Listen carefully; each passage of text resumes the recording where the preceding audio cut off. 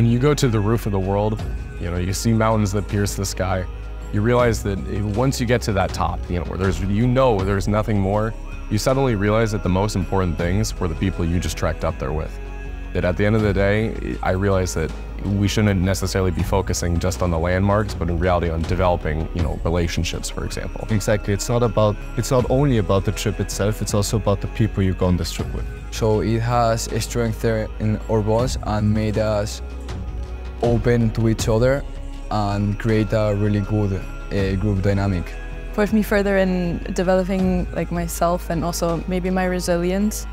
Seeing that we almost 1.5 weeks were hiking, and you seem that the goal is always feels too far away, reaching Everest Base Camp. But I think for myself, I learned to keep going and how important it is to be able to rely on others, but also for others to be able to rely on me.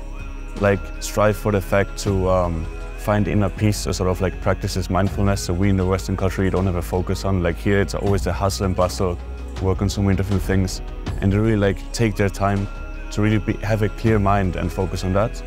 And I saw one quote by Sir Edmund Hillary where he said, "It is not the mountain we conquer, it's ourselves." And I think that's really a beautiful message to showcase what you can actually learn for yourself and for your inner peace while you climb the mountain.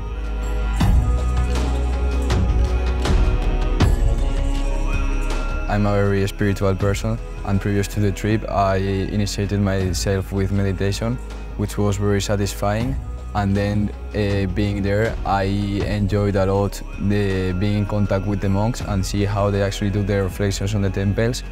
So having a conversation with a monk, I realized that it's perfectly a religion, that it has the fundamentalism of a religion, it has the structure and everything. And I discovered a new way of life that I didn't know exist. We were able to talk with the Lama and ask him questions about what happiness was, what love was. His answers really made me reflect on things I had preconceptions and ideas that I wasn't fully aware I had. And by talking with him, he kind of broke all those schemes and frameworks I had. I tried to journal, for example, in the evenings to remember what I experienced that day, but also just while we're hiking through the mountains. And also seeing people who live so different from what we're used to and really reflecting on what that means. I think that getting to disconnect for 15 days from what we have here and all the work and all the stress of the city and going to the Himalayas and living this experience affected us really, really good.